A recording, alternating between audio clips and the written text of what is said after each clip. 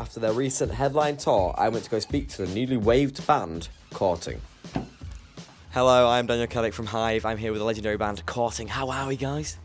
Much better. Very Now good. you've just called us legendary. You know what? I'm just going to have to hand this mic to you as we go on with the interview because my arm's not good enough. So, the tour. How did that go? New tour. It was really good. It was really long. I mean, how many dates did you do? I mean, you did a couple of festivals in between. Obviously, you did Neighbourhood Festival. I think dates, I can't quite remember, but in terms of days being on tour is about 34. Wow. I think it was 26 dates, is my guess. You've recorded Grand National, for example, the EP in the studio. Was it different recording an album in the studio? How was that? The process was quite different, yeah, because we involved a lot more people in it. We had James Dring produce a lot of it, so that involved going down to London, which we didn't do for the EP.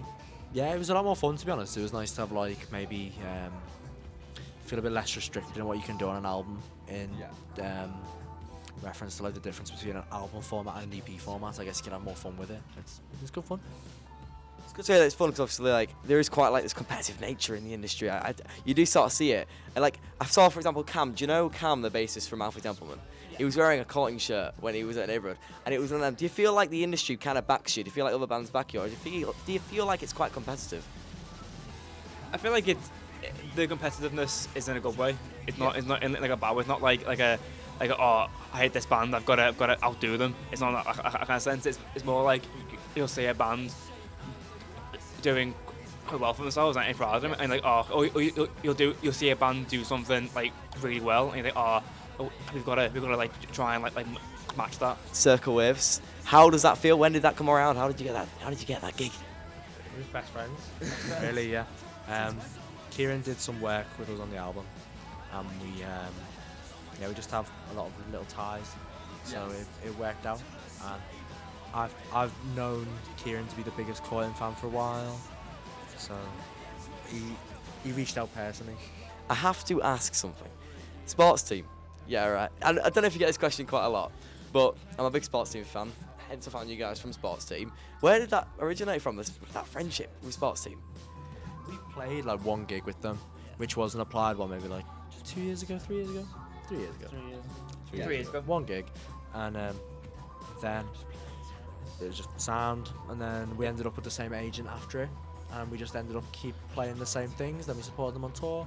They're nice people. I think it was lockdown. Our first gig back of lockdown was their Margate bus thing. Yeah. And they asked us to do that, and so that was our first gig back after COVID. And then a few months later, we were supporting them on like 4 or 5 dates of their tour. One final question. What are the 7 items in the glove compartment? You've never been asked this. There definitely are. There's In our glove compartment. yeah. So there's your keys a lot of the time. The ones your house keys and the keys to your pedal board. Yeah. Single-use earbuds. Yeah. Single use earbuds. I put the gig.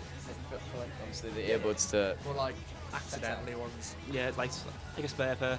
Yeah. There's a bunch of CDs in there as well. Several CDs, lots and lots of CDs. What CDs? There's a lot of them in the car. Yeah, they're kind of scattered throughout, like in the side compartments, in the glove compartment. There's like, there's yeah. a tread depth gauge. Yeah. yeah. Oh, there's a high vis jacket. Ooh. Yeah. There's that on the back of the Is that in seat. there? Oh, I don't know.